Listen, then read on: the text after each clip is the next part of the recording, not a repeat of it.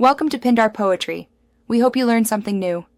In this video, I will explain how to register a DBA under an LLC in Texas. First, understand that a DBA, also known as an assumed name, allows your LLC to operate under a different name without forming a new legal entity. Begin by checking the availability of your chosen DBA name with the Texas Secretary of State to avoid conflicts. Next, confirm your LLC is in good standing, as this is a prerequisite for filing an assumed name certificate. Once your name is clear, you'll need to prepare the Assumed Name Certificate form. This document officially links your chosen DBA to your existing LLC. Carefully fill out all sections, ensuring accuracy to prevent delays.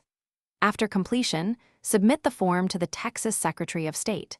Remember to include the filing fee, which is typically around $25, to process your application successfully.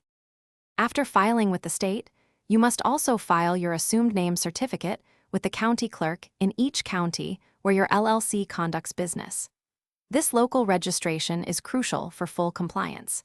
Be aware that your assumed name registration is generally valid for a 10-year period.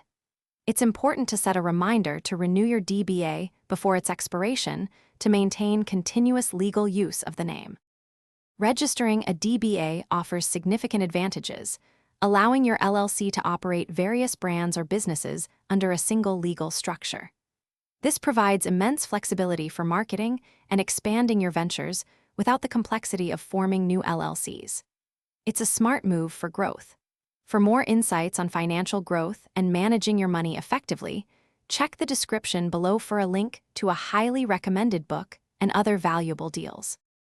Thanks for watching. Consider subscribing if we helped you.